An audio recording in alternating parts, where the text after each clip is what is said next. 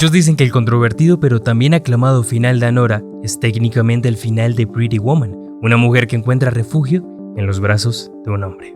Hoy quiero que hablemos de algo que no ha dejado de darme vueltas en la cabeza. ¿Es Anora una suerte de Pretty Woman? ¿Acaso está llena de mensajes mixtos? ¿Dignifica el trabajo sexual o lo cosifica desde una mirada fetichista? A lo largo de su filmografía, Sean Baker ha sido reconocido por retratar personajes marginales. Lo hace con una mezcla de empatía y crudeza. Los mira con cariño, pero los lanza a escenarios cargados de drama, angustia y humor ácido, lo cual no es un balance sencillo de conseguir. Por ahora, quiero que te lleves un concepto y lo mantengas presente a lo largo de este análisis. En las películas de Baker, sus personajes persiguen constantemente un vivieron felices para siempre. Quieren escapar de su realidad y alcanzar el sueño americano, pero ese sueño inevitablemente terminará rechazándolos. Y no por falta de esfuerzo, sino porque simplemente no pertenecen al lugar correcto en la escala social. Esto tenlo muy presente.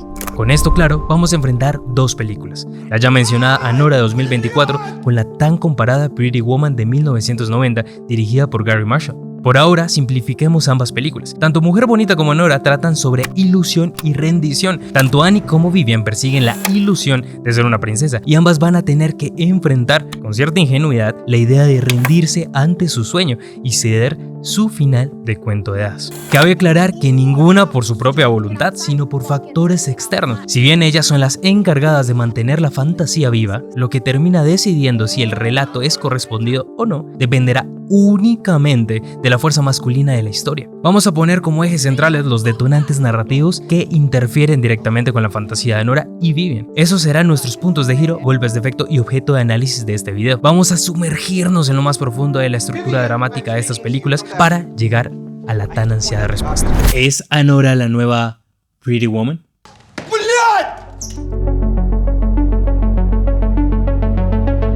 Pretty Woman comienza dándonos una enseñanza sobre el mundo que estamos a punto de sumergirnos. Todo es sobre el dinero. Y si todo gira en torno al dinero, entonces también las relaciones lo hacen. Aquí la cámara se aleja y se nos presenta nuestro escenario aspiracional, una fiesta llena de lujos y gasto. Anora, en cambio, comienza con un suave desplazamiento sobre un dolly. La cámara nos presenta una serie de mujeres las cuales están proporcionando un espectáculo a un grupo de hombres. Mientras escuchamos la canción Greatest Day, que traduce el mejor día, esta escena nos muestra a unos individuos que van a un lugar para consumir un servicio, en el cual se les vende la fantasía o la posibilidad de adquirir por un tiempo la sensualidad de una mujer. A diferencia de Pretty Woman, esta secuencia termina con el rostro de nuestra protagonista. Este primer plano nos invita a entrar en la cabeza de esta chica. ¿Quién es? ¿Cómo llegamos hasta aquí? Para algunos, es una lástima que estas preguntas nunca tengan respuesta, ya que esta película evita construir un trasfondo detallado del personaje, pero sí vamos a entender qué quiere. La próxima vez que escuchemos Greatest Day será cuando Annie contraiga matrimonio con Vanya. En este paralelo de secuencias nos damos cuenta de que la canción funciona como un leitmotiv en el cual se enfatiza el escenario de fantasía que es adquirido por medio de una transacción económica. La única verdadera razón por la que Annie va a estar con Iván es porque él puede cambiar por completo su estilo de vida y a cambio él recibe entretenimiento. Ambos momentos nos presentan un estilo de relación como transacción. Edward, nuestro príncipe azul, es introducido en medio de una llamada con su novia. En la acción, la cámara recorre la espalda de Edward, logrando que no nos distraigamos con sus gestos y nos quedemos únicamente con lo que escuchamos. Lo importante aquí no es quién es, sino lo que dice. Pero eso lo vamos a desarrollar más adelante. Después de esta ruptura confusa, Edward decide marcharse de la fiesta, toma las llaves del auto deportivo de su abogado y se va. Seguido, nos sumergimos en las profundidades de Los Ángeles, en el universo de Vivian, donde se nos presenta a una mujer de forma fragmentada. Aquí no puedo dejar de pensar en la película Las Margaritas de Vera Chitaloa, donde critica a través del collage la representación que ha tenido el cuerpo femenino en el cine clásico, donde se corta, duplica o se fragmenta a gusto el cuerpo femenino bajo la mirada masculina. Se les retira el rostro y se les presenta en primer lugar a través de sus cuerpos. Ya lista para salir de noche, baja las escaleras del edificio, pero al ver que están cobrando la renta decide tomar otra ruta, las escaleras de emergencia. Allí, justo detrás de ella, vemos un letrero, salida. Una salida que no es para ella, una salida simbólica que se le niega y que la obligará a buscar caminos alternativos. Ya sobre las escaleras de emergencia tenemos un eco al final de la película, dando cierre a ese camino alternativo que escogieron ambos personajes. A Annie se le presenta a Vanya, un joven millonario ruso, dispuesto a gastarlo todo. Su comportamiento infantil y despreocupado crea el escenario ideal para que ella vea la posibilidad de obtener una gran suma de dinero. En este encuentro se da uno de los pocos intercambios de información personal que Annie tendrá en toda la película. Y cuando digo pocos, lo digo literal. Hay apenas 4 momentos en toda la historia donde se revela algo íntimo de la protagonista. My grandmother never learned English. Yeah. But enough about me. You two are from Russia. La incomodidad de Annie es evidente. Hablar de su vida privada la pone tensa, algo lógico considerando que está trabajando, y enseguida redirige la conversación hacia el motivo real por el que están ahí, el entretenimiento. Por otro lado, Vivian y Edward se conocen en la calle, pero a diferencia del encuentro entre Annie y Vanya, este sucede por pura casualidad, ya que Edward estaba perdido preguntando por direcciones. Vivian se presenta ante él bajo la intención de ofrecer un servicio, orientarlo, pero asimismo se presenta como alguien que va a ayudarlo a encontrar, metafórica y literalmente, el camino. Las Pretty Woman movies tienen algunas cuantas cosas en común.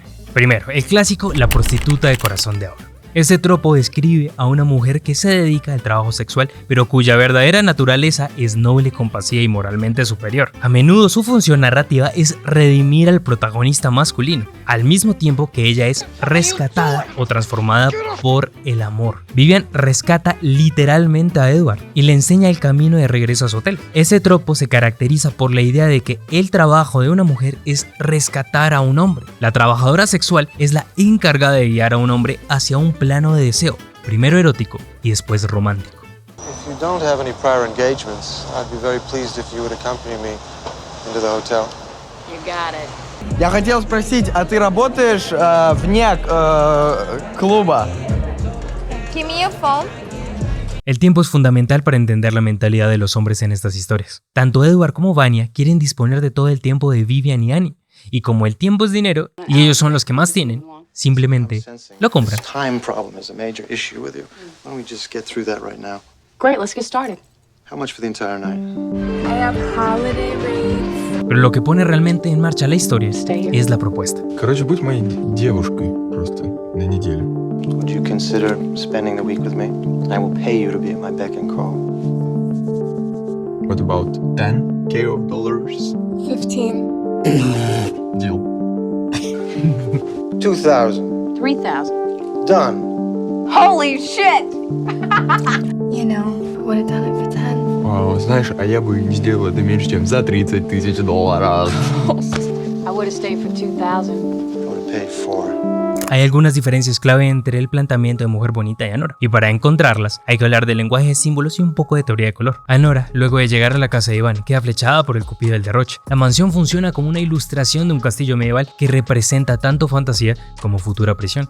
También se nos presenta el color rojo como código. Si bien en el bordel el rojo reforzaba la fantasía de un lugar abstraído de la realidad, donde los hombres juegan un rol infantilizado, dominados por mujeres que tienen el control de la situación, aquí el rojo funciona como un dispositivo de ilusión. Cada vez que veamos el rojo entenderemos que el mundo de cuento de hadas de Annie está siendo correspondido. Por ejemplo, la cama del cuarto de Vanya representa el deseo no solo sexual sino también aspiracional, ya que esta habitación realmente les pertenece a los padres de Iván. Luego tenemos el vestido de Annie durante la fiesta, que cumple la misma función. Y al día siguiente, después de tener relaciones, Annie se despierta envuelta en rojo. Pero al ver la obra se rompe la ilusión, ya que sabe que es tiempo de volver a trabajar. De nuevo, el tiempo es dinero y no hay espacio para detenerse. Annie entiende perfectamente que ese lugar no es suyo, así que toma sus cosas e intenta irse, pero Иван la detiene y le hace la oferta. Я просто хотел тебе предложить, может быть, ты хочешь быть эксклюзивно со мной? Este plano me encanta. Nos deja clarísimo que aunque la oportunidad es brillante, como ese vestido rojo que ella lleva puesto, Annie nunca dejará de ser una empleada al servicio de ese niño. En Pretty Woman los símbolos se crean a partir de relacionar los vehículos con caballos. Al llegar al hotel veremos figuras de caballos y caballeros por toda la suite. Esto refuerza la idea de una princesa que será rescatada por un príncipe montando a caballo, elemento crucial para el culme de la fantasía de la protagonista. El hotel, tanto como la mansión, personifican un castillo. Ahora, en tanto al trato, aquí hay mucho que cortar. I will pay you to be at my beck and call. Si comparamos las palabras de Edward con las de su novia al inicio de la película, notamos que se resignifican las palabras. En el primero, I do not believe that you are at my beck and call. como algo negativo que incluso lleva a una ruptura. En el segundo, como una clasificación positiva. I will pay you to be at my beck and call. I want a professional. Justo antes de esta escena, Vivian le pregunta a Edward: So, do you have a wife? Girlfriend? Have both. Where are they? Shopping together. Edward, al responder, dice que tiene ambas en presente. Es su exnovia y su ex esposa en su casa con su perro. Todas las cosas le pertenecen. Así que, si no están disponibles para él, Edward tiene la amabilidad de dejarlas ir, ya que como buen millonario decide dónde invierte su dinero. Even as we speak. Vivian no es una profesional. De hecho, va a pasar la mitad de la película transformándose en una mujer de alta sociedad, no porque ella quiera, sino porque Edward necesita que lo sea. Lo que él busca realmente es una mujer que esté a su entera disposición y no tenga posibilidad de rechazar sus actividades. Iván no es muy diferente, él quiere pasarlo bien, divertirse. Cada vez que hay una señal de agobio o algo que va en contra de su entretenimiento, se irrita y se marcha. Él no quiere una relación que cree lazos profundos donde la otra parte tenga la posibilidad de enfadarse. Quiere un acuerdo sencillo, lejos de las complejidades de las relaciones humanas, sin los enredos del deseo o la reciprocidad. Creo que por estas razones no sabemos casi nada de Annie, y por eso, en el fondo, tampoco sabemos tanto de Vivian. Y esto nos lleva a un tercer concepto. La Manic Pixie Dream Girl es un tropo femenino en el cine, especialmente en comedias románticas y dramas indie, que describe a una mujer excéntrica, encantadora, libre y alegre, cuya única función narrativa es ayudar al protagonista masculino, generalmente introspectivo, deprimido o bloqueado emocionalmente, a redescubrir la alegría de vivir. Esta descripción encaja perfectamente con Vivian. En esta estructura, el personaje femenino no tiene un arco propio ni un desarrollo profundo. Se prioriza el cómo revoluciona la vida del hombre, pero su propio mundo interno queda totalmente fuera de foco. Esto podría tener mayor relación con Anora. Pero, ¿tú qué piensas? ¿Encaja Nora en este tropo? Annie y Vanya comienzan su idilio de una semana, donde ella queda abrumada por el gasto y la facilidad con la que derrocha a Iván. Dentro de la diversión hay tiempo de enseñarle al joven a disfrutar mejor de los placeres, lo que va a terminar dando lugar a nuestra segunda oferta. Well, I'm gonna miss you. Ok, en esta fantasía capitalista donde todo está a la venta por el precio correcto, Vanya le ofrece matrimonio a Annie. Ella recibe su príncipe azul forrado en billetes y él tiene la posibilidad de quedarse en los Estados Unidos. It's fucking Vegas. Don't people get married in Vegas? Esta escena es una gran descripción de personaje por parte de Vanya, porque desde luego, ¿qué experiencia puede ser más americana que casarse en Las Vegas? Annie como Vivian son un conducto para cumplir los objetivos de estos hombres. En este caso, Iván le termina por vender la fantasía de una vida perfecta a cambio de que él reciba su experiencia estadounidense completa. Are you serious? Esta escena debería sembrar algún tipo de duda en el espectador sobre las intenciones de Iván. Lo que sí queda claro es que Annie le cree, ya que es evidente el cambio en la protagonista. You know, I've been thinking about a honeymoon, and I think we should do it at Disney World because that's been like my dream since I've been a little girl. Cinderella. I would pretend I was a princess trapped in the tower by a wicked queen. I'm just gonna go chill in my mansion or whatever, you know, no big deal. Aquí la fantasía se ha materializado. Y podemos sintetizar esta idea con el color rojo, que recuerden significa ilusión y fantasía. Lo podemos encontrar en la capilla, tanto en el texto como en la iluminación, en las flores, en la flor que Vanya lleva en el pecho y finalmente, luego de toda esta secuencia, lo vemos materializado en la bata de Annie, quien observa en lo más alto de su castillo, junto a su príncipe azul mientras está envuelta en ese color rojo, que ahora sí le pertenece, o al menos es lo que ella cree. Pero entonces, con toda esta información y teniendo esta imagen presente, ha llegado el momento de responder una pregunta muy importante. ¿qué significa ser una Pretty Woman? El tropo de Pretty Woman parte de un concepto que se ha visto representado en el cine en diferentes ocasiones: hombres sofisticados que mejoran a mujeres de bajos estándares. Como en toda buena película de princesas, a Vivian se le dota de un hado madrino, el cual, a través de la mirada masculina, se encargará de ayudarla a transformarse en una mujer de valor para la alta sociedad. Para poder encajar en el mundo de Edward, Vivian debe transformarse, y Edward la corrige constantemente. En este tipo de historias, lo común sería que él se diera cuenta de su arrogancia, pero ese momento nunca llega. Al contrario, el final de Pretty Woman nos deja claro que Vivian no le molesta que Edward la corrija. Lo único que realmente le importa es que la ame mientras lo hace. Por lo tanto, la clave principal de Pretty Woman es la transformación de la mujer para el servicio del hombre, la transformación de su ser. Vivian no es una Pretty Woman.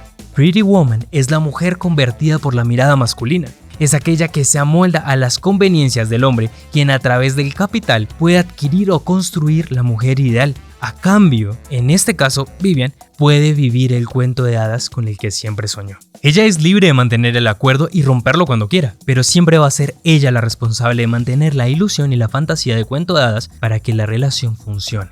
¿Y qué parentesco tiene estas dos escenas además de lo obvio? En Mujer Bonita, la primera vez que escuchamos el tema central de la película, Pretty Woman de Roy Orbison, es cuando Vivian está siendo atosigada por prendas de ropa, mientras Edward la observa, afirmando rechazando con la cabeza lo que debería usar. El tema se detiene, solo para regresar minutos después y atestiguar la transformación de Vivian. Esto me lleva a otra pregunta. ¿Cómo fue que Pretty Woman logró convertirse en un fenómeno cultural mezclando todos estos elementos? La película permite que pasemos por alto todo esto, porque centra su atención en algo más universal, el consumismo, las compras, un detalle íntimamente ligado al capitalismo patriarcal estadounidense, un término familiar, reconfortante y perfecto para construir una fantasía. El público está tan cautivado por las compras que se le olvida lo que se está vendiendo. Como apunta Richard Dyer, las categorías de la sensibilidad utópica, es decir, estas narrativas fantásticas, señalan las carencias del capitalismo, pero solo aquellas que el propio sistema está dispuesto a señalar.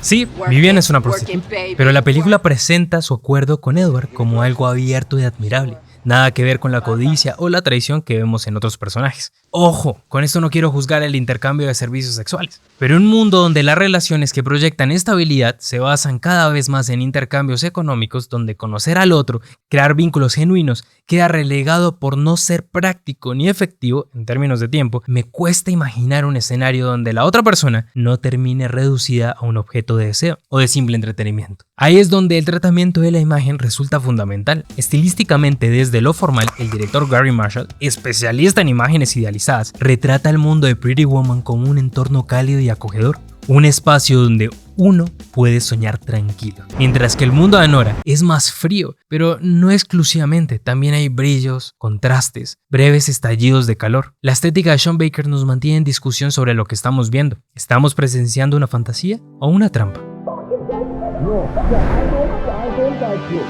Efectivamente, la primera parte de Anora es Pretty Woman. Lo es a un nivel tan literal que cuesta pensar que sea una coincidencia. Y eso nos deja con dos posibilidades. O Sean Baker fue un inconsciente y terminó replicando al pie de la letra una película sumamente compleja, llena de contradicciones, tropiezos narrativos y mensajes mixtos, lo cual hablaría muy mal de él. O por el contrario, nos tiene preparada una sorpresa para la segunda mitad de la historia.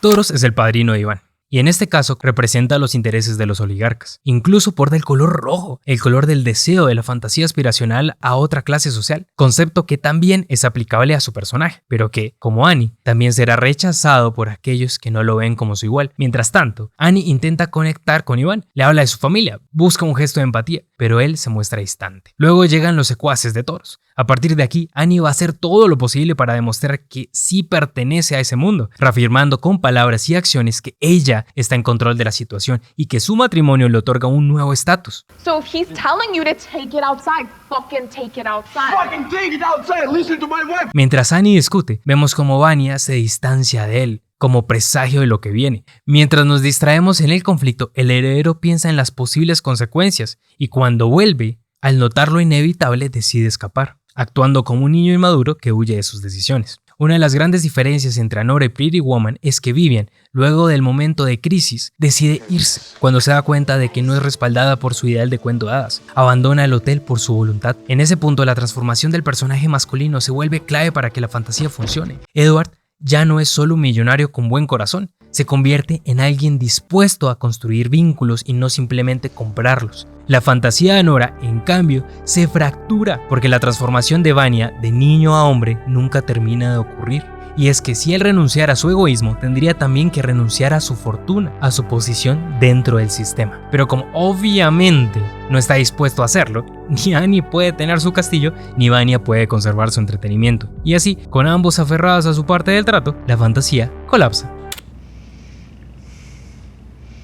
Luego de ser prácticamente violentada por Igor, ¿recuerden esto? Llega a Toros, y este es el lugar donde se manifiestan las claves de esta segunda parte. Toros ignora por completo a Annie. Can you fucking tell this guy all the time? Hello? Why is she on top of you, man? What's going on? Incluso cuando se refiere a ella, habla con Igor.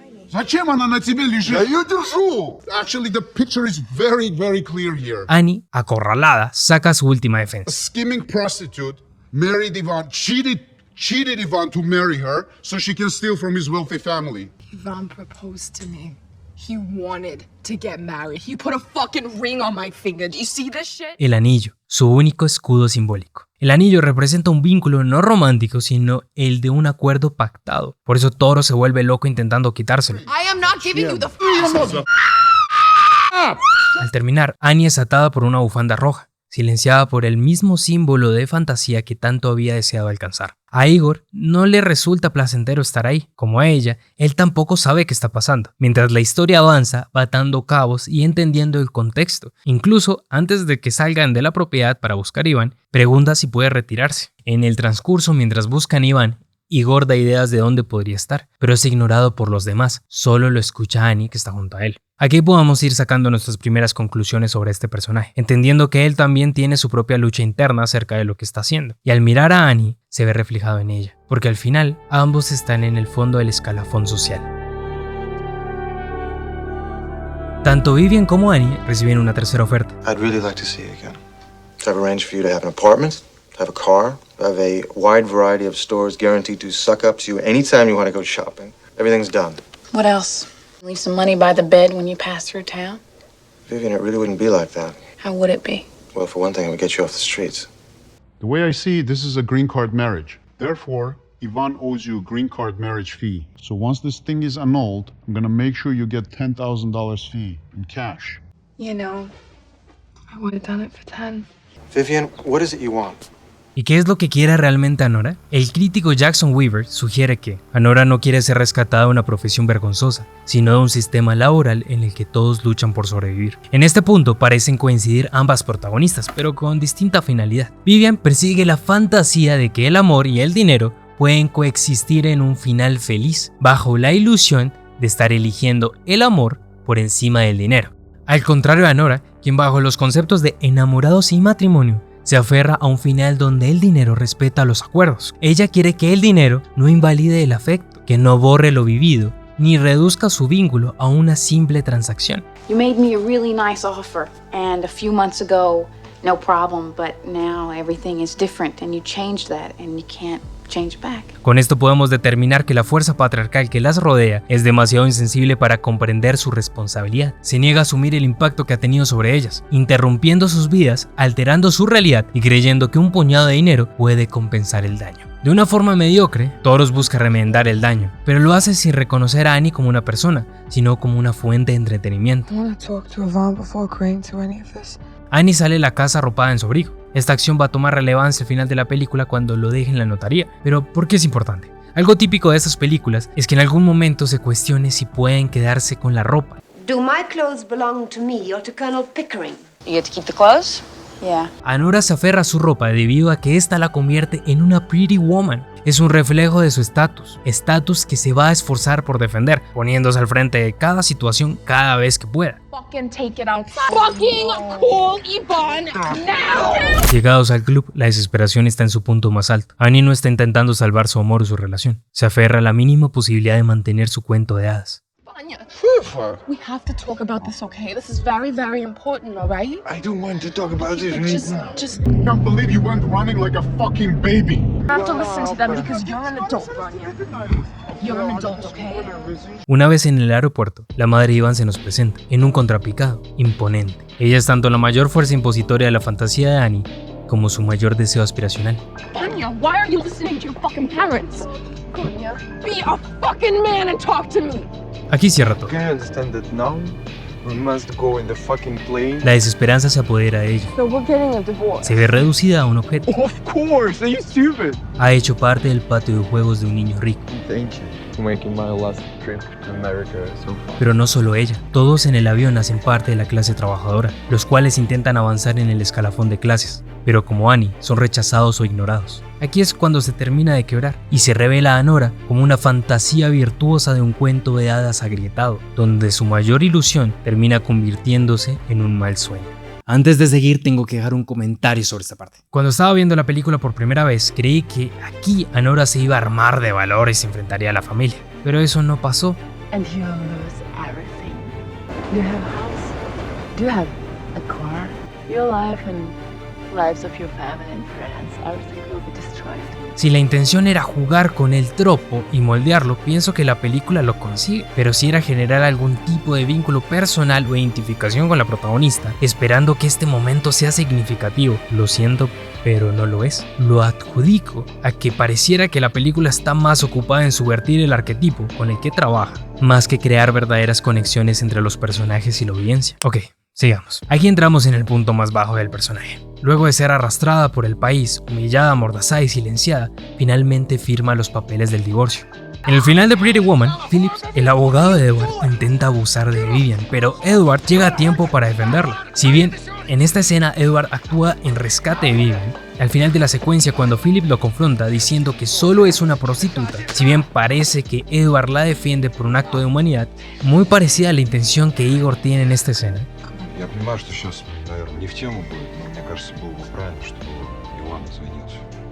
También podríamos pensar que Edward está defendiendo su propiedad, ya que Vivian, como su ex esposa, su ex novia, le pertenecen. Más allá de todo, Edward está molesto por la falta de respeto que Philip ha mostrado hacia él. Ante los ojos de la familia de Iván, se les ha faltado el respeto al verse relacionados íntimamente con una trabajadora sexual. La escena termina con dos elementos: el padre muriendo de risa y Anora entregando la bufanda y su abrigo. El primero como síntesis de lo que representa Annie para estos millonarios, un simple entretenimiento. El segundo como gesto es la renuncia definitiva de Annie a la fantasía. Por último, ese gracias. Me parece desgarrador. Una palabra que cierra con precisión quirúrgica la experiencia de Anora con Iván. No hay disculpas, no hay redención, solo un agradecimiento formal, como si se tratara de un servicio prestado.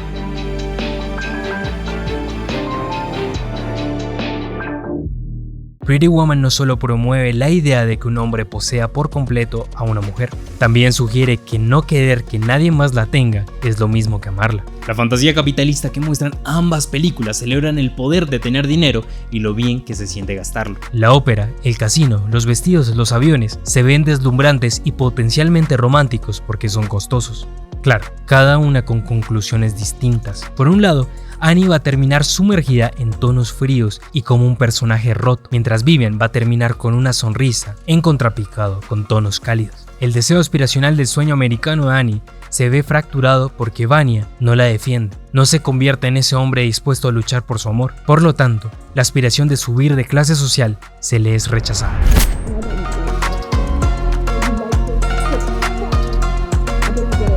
A lo largo de la película, Igor se presenta como un caballero blanco dispuesto a proteger a la princesa. A menudo aparece detrás de ella como un apoyo silencioso, un reflejo de su mundo interior. Es un testigo constante de la humillación y la falta de humanidad de quienes lo rodean.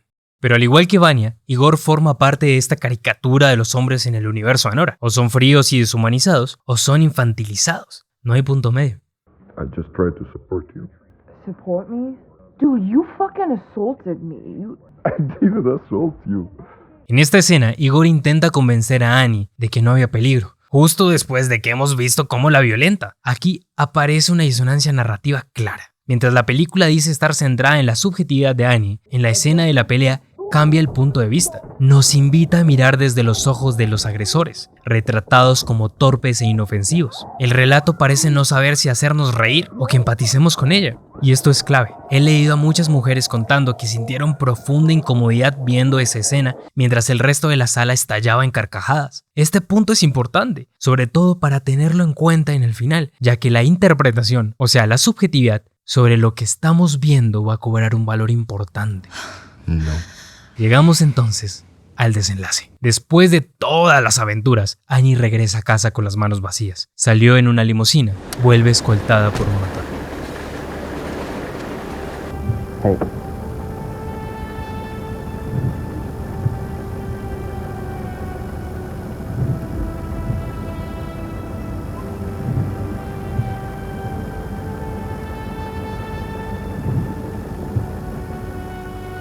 Annie cierra la puerta completamente consternada. Mira el anillo en su mano. En ese silencio denso, la película parece dejar atrás la historia de una mujer intentando sobrevivir en un mundo de lujos y poder. lo que queda es otra cosa. Una meditación sobre la soledad, la alienación y sobre todo la impotencia frente a un sistema que reduce a las personas a simples objetos de consumo. Para interpretar el final de la película, me apoyo en las palabras de Mickey Madison. I think that scene can be interpreted in so many different ways. Así que, con todo lo que he expuesto, aquí va la mía. La escena final ha generado mucho conflicto entre los espectadores por la cantidad de mensajes mixtos que transmite. Los personajes de Sean Baker suelen terminar con finales agridulces, en donde la realidad es suprimida brevemente por la fantasía, y sus protagonistas se reconfortan con la ilusión de un vivieron felices para siempre. Algunos críticos han dicho que Anora no contiene los elementos que suele caracterizar la filmografía del director. Sin embargo, casi todas sus películas persiguen esta estructura. La diferencia aquí es que Anora quiebra esa expectativa. En lugar de caer en la fantasía surreal, nos impacta con su final seco, abierto, y nos deja con el peso de llenar los espacios vacíos. Y yo decido llenarlos no con el imaginario popular del caballero blanco rescatando a la princesa, sino con el vacío que sufre nuestra protagonista, que finalmente, por un breve instante, es reconocida, pero no por el poder, sino por su igual. Al recibir el anillo, contrariada por sus emociones y asqueada por su salvador, decide devolver algo. Porque si en algo ha sido constante Anora, es la lógica de la transacción. Así que ella actúa en consecuencia. Me diste algo, yo te doy esto. Es lo único que tengo. Me parece una escena sumamente desgarradora, debido a que el único consuelo que encuentra es en el pecho de un extraño que desprecia. He leído análisis que entienden esta escena final como un coqueteo entre Annie e Igor, como si este fuera el inicio de una historia de amor. Pero repasemos. En una de sus primeras interacciones, Annie le dice a él que tiene cara de violador. Punto. La escena corta ahí. No hay romanticismo ni tensión sexual. Luego es el diálogo final. Este carro se parece a ti. ¿Te gusta? No. ¿En qué mundo este no significa sí? Solo en uno donde hemos sido educados para esperar el final feliz, donde una mujer rota encuentra otro brazo masculino que la consuele, donde la narrativa redime automáticamente a quien da protección. Pero Annie lo deja claro, lo desprecia, pero también le confunde.